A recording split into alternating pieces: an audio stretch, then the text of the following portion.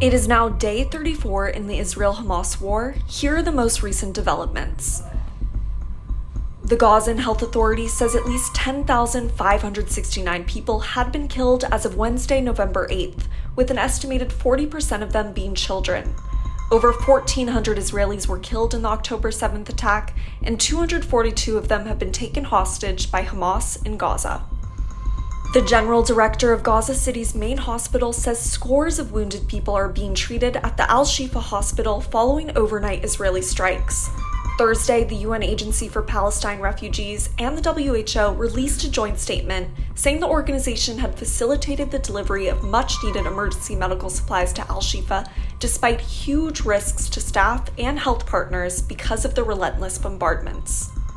The pace of Palestinian civilians fleeing the combat zone in northern Gaza has picked up as Israel's air and ground campaign intensifies. The UN Office for the Coordination of Humanitarian Affairs said about 15,000 people fled Tuesday, compared to 5,000 on Monday and 2,000 on Sunday. Negotiations are underway to reach a 3-day humanitarian ceasefire in Gaza in exchange for the release of about a dozen hostages held by Hamas. That's according to 2 officials from Egypt, one from the UN, and a Western diplomat who spoke on condition of anonymity to discuss sensitive diplomatic efforts. The deal would enable more aid, including limited amounts of fuel, to enter the besieged territory. The deal is being brokered by Qatar, Egypt, and the US. French President Emmanuel Macron opened a Gaza aid conference on Thursday with an appeal for Israel to protect civilians as it fights Hamas. Macron said, quote, "All lives have equal worth," and that fighting terrorism, quote, "can never be carried out without rules." Macron also said that by attacking Israel on October 7th, Hamas, quote, "shouldered the responsibility for exposing Palestinians to terrible consequences," and he again defended Israel's right to defend itself.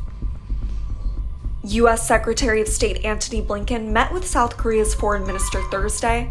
After the meeting, the foreign minister said he and Blinken share the view that there's a need for humanitarian pauses in the Israel-Hamas war. The foreign minister said both countries condemn Hamas's attack against civilians and were monitoring possible North Korea connections to Hamas. Prime Minister Rishi Sunak says he would hold London's police force accountable for any trouble after it said there was not enough reason to ban a pro-Palestine march on Armistice Day.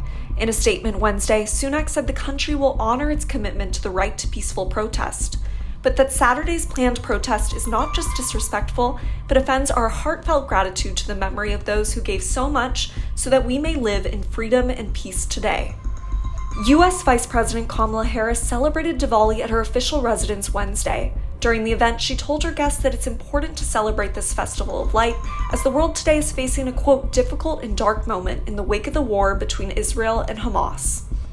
Thank you for joining us for this update. Stay tuned as we continue to bring you the latest developments in this complex and evolving situation.